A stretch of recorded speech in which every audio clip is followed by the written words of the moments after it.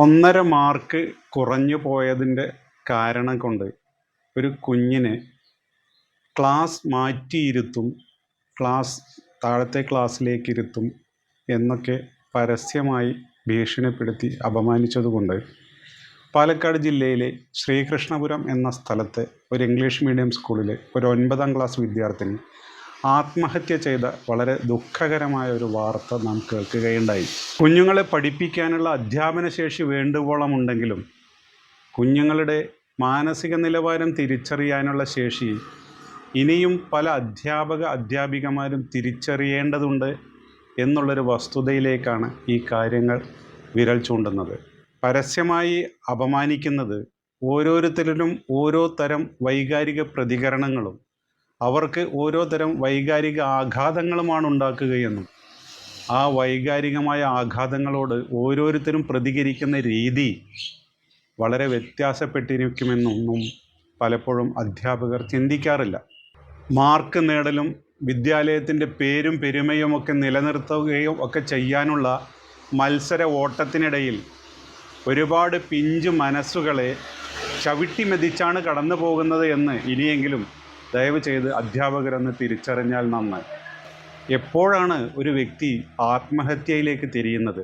മറ്റുള്ളവരുമായിട്ടുള്ള കമ്മ്യൂണിക്കേഷനിലെ തകർച്ച, സ്വന്തം ഇമേജിനെ കുറിച്ചുള്ള നെഗറ്റീവായിട്ടുള്ള കാഴ്ചപ്പാട്, ഒന്നിനും കൊള്ളാത്തവനാണെന്നുള്ള തോന്നൽ, ഒരു അരക്ഷിതാവസ്ഥ, അവഗണിക്കപ്പെട്ടു എന്നുള്ള തോന്നൽ, ഇതൊക്കെയാണല്ലോ ഒരു വ്യക്തിയെ ആത്മഹത്യയിലേക്ക് നയിക്കുന്ന ഘടകങ്ങൾ. പ്രതീക്ഷ നശിക്കുന്നിടത്ത് ആത്മഹത്യയാണ് ഒരു നല്ല ചോയ്സ് എന്ന് പലർക്കും തോന്നിപ്പോവാറുണ്ട്. പ്രത്യേകിച്ചും പ്രോബ്ലം സോൾവിങ് സ്കിൽ അഥവാ പ്രശ്നപരിഹാര പാടവം കുറഞ്ഞവരിൽ ഇതാണ് എൻ്റെ അടുത്ത ചോയ്സ് എന്ന് പെട്ടെന്ന് തോന്നിപ്പോവുക സ്വാഭാവികമാണ്. ഒരാൾക്ക് ആത്മഹത്യ ചെയ്യാനുണ്ടാകുന്ന കാരണങ്ങളെ 8 കൂട്ടം കാരണങ്ങളായിട്ട് മനഃശാസ്ത്രജ്ഞന്മാർ തിരിച്ചതിൽ ഒരു വിഭാഗം എന്ന് പറയുന്നത് അവഗണന, അപമാനം, പരാജയം, പരിഹാസം എന്നീ 4 കാരണങ്ങളടങ്ങുന്ന ഒരു വിഭാഗമായിട്ട് മനഃശാസ്ത്രജ്ഞന്മാർ പരിഗണിച്ചിട്ടുണ്ട്. തൻ്റെ കഴിവിനപ്പുറത്തുള്ള ഒരു സ്റ്റാൻഡേർഡ് സെറ്റ് ചെയ്തതിലേക്ക് എത്താതിരിക്കാൻ കഴിയുക, താൻ അതിനൊന്നും കഴിവില്ലാത്തവളാണെന്ന് പലപ്പോഴായി മുദ്ര കുത്തപ്പെടുക, ഈ സ്റ്റാൻഡേർഡ് മീറ്റ് ചെയ്യാൻ ഉള്ള ബാഹ്യമായ സമ്മർദ്ദമുണ്ടാവുക, മിക്കവാറും ഇത് അധ്യാപകരിൽ നിന്നുണ്ടാകുക, ചില ഘട്ടങ്ങളിൽ ചില രക്ഷിതാക്കളിൽ നിന്നുണ്ടാവുക എന്നൊക്കെയാണ് കൗമാരക്കാർ ആത്മഹത്യ ചെയ്യാനുള്ള പലവിധ കാരണങ്ങളിലൊന്ന്. ആത്മഹത്യ ചെയ്യാൻ പോകുന്ന ഒരാൾ അതിനെക്കുറിച്ച് ഏതെങ്കിലും ഒരു തരത്തിലുള്ളൊരു സൂചന ഏറ്റവും ഉറ്റവർക്ക് നൽകാറുണ്ട്. നമ്മുടെ നാട്ടിലൊരു തെറ്റിദ്ധാരണയുണ്ട്, ആത്മഹത്യ ചെയ്യും എന്ന് പറയുന്നവരത് ചെയ്യാറില്ല എന്ന്. അത് ഒരു തെറ്റായ വിശ്വാസമാണ്. ഏറ്റവും ഉറ്റവരോട് ഏതെങ്കിലും ഒരു സൂചന അത്തരം ആളുകൾ നൽകാറുണ്ട്. ഒരാൾ ആത്മഹത്യയിലേക്ക് എത്തുന്നതിന് മുൻപ് അയാളിൽ സാധാരണ കാണാറുള്ള ചില ലക്ഷണങ്ങളുണ്ട്. മറ്റുള്ളവരിൽ നിന്ന് ഉൾവലിയുക, വിഷാദാവസ്ഥ കാണിക്കുക, വൈകാരികമായ ആഘാതത്തിന് വിധേയമായ ലക്ഷണങ്ങൾ കാണിക്കുക, മൂഡ് സ്വിങ്സ് ഉണ്ടാവുക, ഇതൊക്കെയാണ് സാധാരണ ഒരു വ്യക്തി കാണിക്കാറുള്ള ലക്ഷണങ്ങൾ. ഈ ഘട്ടത്തിൽ അയാൾക്ക് ഒരു സഹായം അത്യാവശ്യമാണ്. ആത്മഹത്യ എന്നുള്ളത് എ ക്രൈ ഫോർ ഹെൽപ്പാണ്, ഒരു സഹായത്തിനുള്ള നിലവിളിയാണെന്ന് കൂടി നമ്മൾ മനസ്സിലാക്കണം. ആദ്യം ആത്മഹത്യയെക്കുറിച്ചുള്ള ഒരു ചിന്തയാണ് ഉണ്ടാകുന്നത്, പിന്നീട് അതിനെക്കുറിച്ചുള്ള സംസാരങ്ങളുണ്ടാകും, പിന്നീട് അതിനുള്ള ശ്രമങ്ങളിലേക്ക് നീങ്ങുകയും അങ്ങനെ ആത്മഹത്യയിലേക്ക് നീങ്ങുകയുമാണ് ചെയ്യുക.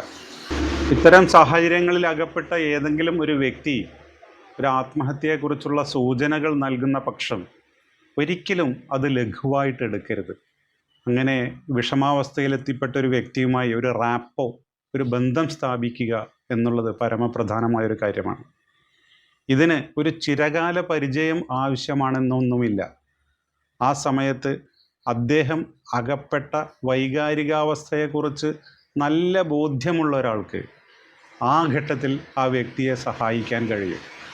ആത്മഹത്യയ്ക്ക് ഒരുങ്ങിയവൻ്റെ മുൻപിൽ ഒരൊറ്റ ഓപ്ഷൻ മാത്രമേ ഉണ്ടാവുകയുള്ളൂ. കാരണം അങ്ങേയറ്റത്തെ വൈകാരികാഘാതം കൊണ്ട് ഈ വേദനകളിൽ നിന്നൊക്കെ മുക്തമാകാനുള്ള വഴി ആ ഒരു ഓപ്ഷൻ മാത്രമാണെന്ന് ആ വ്യക്തി ചിന്തിച്ചു പോകും. എന്നാൽ അദ്ദേഹത്തിനെ സഹായിക്കാനെത്തുന്നവർക്ക് ഈ ഓപ്ഷൻ നിലനിർത്തിക്കൊണ്ട് തന്നെ, അതായത് നീ ആത്മഹത്യ ചെയ്യരുത് എന്ന് ഒറ്റ വാക്കിൽ അദ്ദേഹത്തോട് പറഞ്ഞിട്ട് കാര്യമില്ല. ആ ഓപ്ഷൻ നിലനിർത്തിക്കൊണ്ട് മറ്റ് ഓപ്ഷനുകൾ കൂടി അദ്ദേഹത്തിൻ്റെ മുമ്പിൽ വയ്ക്കാവുന്നതാണ്.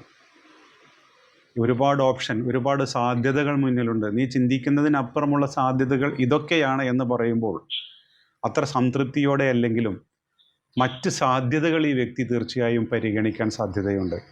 ആത്മഹത്യ എന്നുള്ളത് ഒടുവിലത്തെ സാധ്യതയായി അദ്ദേഹം മാറ്റിവെക്കും. അതിന് മുമ്പുള്ള സാധ്യതകൾ ആദ്യമായി അയാൾ മറ്റുള്ളവരുടെ സ്വാധീനത്തിന് വഴങ്ങി പരിശോധിക്കുകയും ആത്മഹത്യയിൽ നിന്ന് രക്ഷപ്പെടുകയും ചെയ്യും. ഇത്തരം സൂചനകൾ മനസ്സിലാക്കുന്ന സമയത്ത് നിനക്ക് ആത്മഹത്യ ചെയ്യാൻ തോന്നുന്നുണ്ടോ എന്ന് തുറന്നു ചോദിക്കാവുന്നതാണ്. അദ്ദേഹവുമായി കൂടുതൽ കമ്മ്യൂണിക്കേഷൻ സ്ഥാപിക്കലും, നീ ഒറ്റയ്ക്കല്ല, കൂടെ ഞാനുണ്ട്, ഞങ്ങളുണ്ട് എന്നുള്ള തോന്നലുളവാക്കുകയും കഴിവതും സമയം ലഞ്ചിനോ ബ്രേക്ക്ഫാസ്റ്റിനോ ഡിന്നറിനോ ഒക്കെ അദ്ദേഹത്തെ കൂടെ കൂട്ടുകയും അല്ലെങ്കിൽ കൂടെ ഒരു യാത്ര പ്ലാൻ ചെയ്യുകയും അങ്ങനെ യാത്രയിലുടനീളം ഇത്തരം ഓപ്ഷൻസിനെ കുറിച്ചും പോസിറ്റീവായ കാര്യങ്ങളെക്കുറിച്ചുമൊക്കെ ധാരാളം സംസാരിക്കുന്നതുമൊക്കെ നല്ല കാര്യങ്ങളാണ്. തനിച്ചല്ലെന്നും ഞാൻ കരുതിയതുപോലെ അല്ല ലോകമെന്നുമൊക്കെ അദ്ദേഹത്തെ കൊണ്ട് മാറി ചിന്തിക്കാൻ ഇത്തരം പ്രവൃത്തികൾ ഉതകും.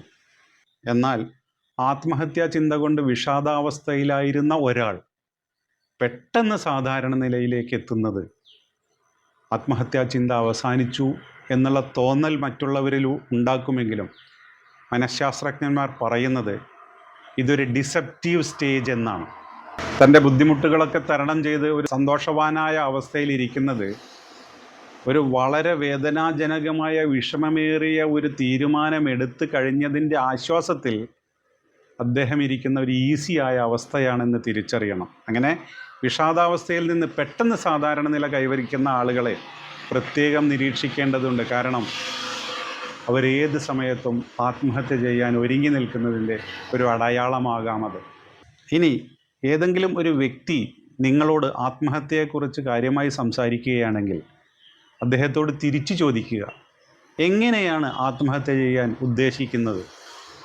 അദ്ദേഹത്തിൻ്റെ ആത്മഹത്യാശ്രമം വളരെ കൃത്യമായും നടപ്പാക്കുന്ന രീതിയിലുള്ള വിധത്തിലുള്ളതായും അദ്ദേഹം നിങ്ങളോട് വിശദീകരിക്കുന്നെങ്കിൽ ഓർക്കുക, അദ്ദേഹം ഒരു ഹൈ റിസ്ക് ഗ്രൂപ്പിൽപ്പെട്ട ആളാണ്.